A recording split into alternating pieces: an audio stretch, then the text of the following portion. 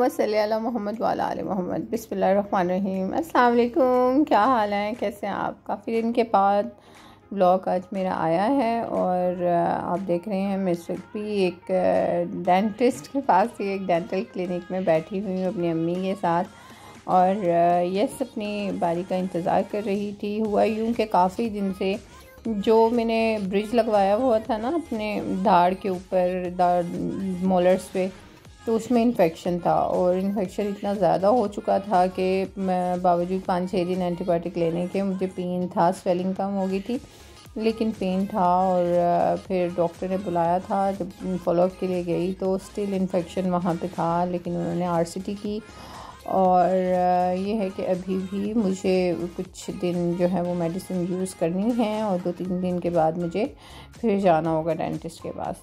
तो जनाब ये काम तो चलते ही रहते हैं बस, लेकिन अच्छा फील कर रही थी। और पंखों की हालत आप देखिए, रोड पे घर होने के नुकसानात ये हैं ना कि आप अगर क्लीनिंग कर भी देते हो तो आपके पंखों का जो हाल होता है वो बहुत बुरा होता है, क्योंकि ये लिविंग में पंखे लगे हुए हैं और ये सामने किचन है। ओपन किचन होने की वजह से आपको पता है कि ज़ाहिर आपने एग्जॉस्ट ऑन किया हुआ हो, लेकिन उसके बावजूद जो है ना धुआं तो जाता है, हर जगह जाता है। और ये जो पंखों के साथ ना डस्ट थी या गंद था और इसके साथ मुझे चिकनाहट भी महसूस हो रही थी और उतारना बहुत मुश्किल हो रहा था। लेकिन मैंने अपनी लैडर लगाई और अपनी अम्मी को अपने पास खड़ा किया हुआ था और मैंने कहा अम्मी आप नीचे खड़ी हो और मैं ये करती हूँ, इसको जल्दी से साफ़ करती हूँ क्योंकि मुझे बहुत घबराहट हो रही है। हालांकि अम्मी ने कहा था कि मुंह पे ना, डॉक्टर ने भी कहा है कि प्रेशर ना हो, क्योंकि जो मेरा इन्फेक्शन था वो मेरे ब्रिज के नीचे जो टूथ था उससे मेरी जॉ बोन के अंदर चला गया था। और जो बोन का इन्फेक्शन होता है वो बहुत ज़्यादा दिन लेता है रिकवरी करने के और बहुत कह सकते हैं सीरियस केस होता है। लेकिन ये इतना गंद था और जब हाला और शाइन मेरे पास होते हैं ना तो मैं लैडर नहीं लगाती, मैं इनको अपने पास नहीं आने देती।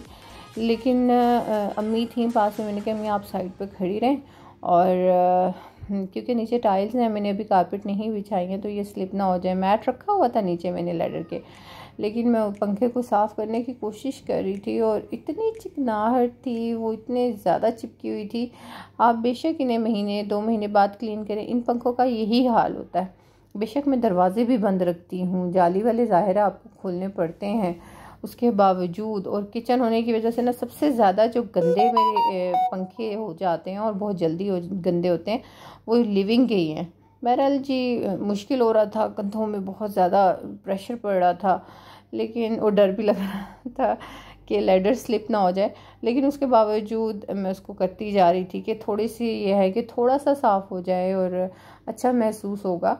तो कोशिश कर रही थी करने की, रगड़ने की उसको कोशिश कर रही थी पुराने से स्क्रबर के साथ, क्योंकि ये कपड़े से तो साफ़ होने का सवाल ही पैदा नहीं होता कि ये सिंपल मैं गीला इस पर कपड़ा लगाऊं या ये है कि लिक्विड डिश वॉश या सर्फ वाला कोई कपड़ा लगा दूँ ये साफ़ हो जाए। वो ऐसा चिपका हुआ था, वो उतर ही नहीं रहा था। तो फिर मैंने पुराना यूज़ किया हुआ मैंने ये स्कॉच ब्राइट लिया और उससे मैंने इसको क्लीन करना शुरू किया ताकि किसी तरह ये उतरे।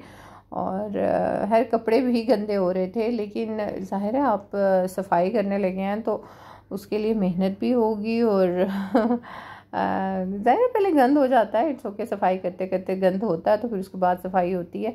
तो जनाब ये जब हम छोटे होते थे ना तो हमारी अम्मी अक्सर किया करती थी, हर जगह अम्मी ने साफ़ सुथरी कर देनी। और अम्मी बल्कि उस वक्त अम्मी क्या करती थी, मुझे बहुत अच्छी तरह से याद है कि एक बड़ी टेबल के ऊपर छोटी टेबल रख के और अम्मी साफ़ कर रही होती थी।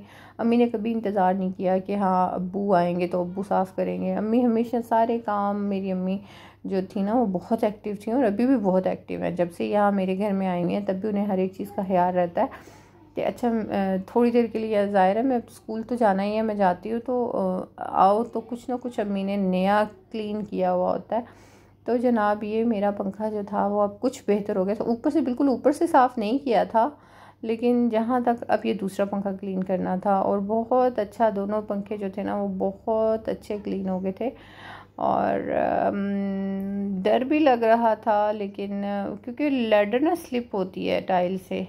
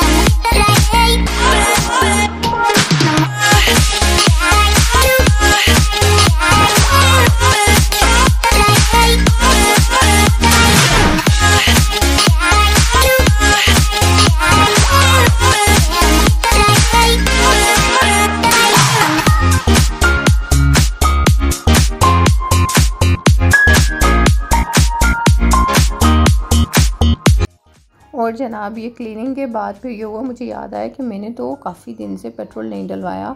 और जनाब फिर पेट्रोल के लिए हम गए और फ्यूल स्टेशन के बाद बिल्कुल पास में ही है ये KFC।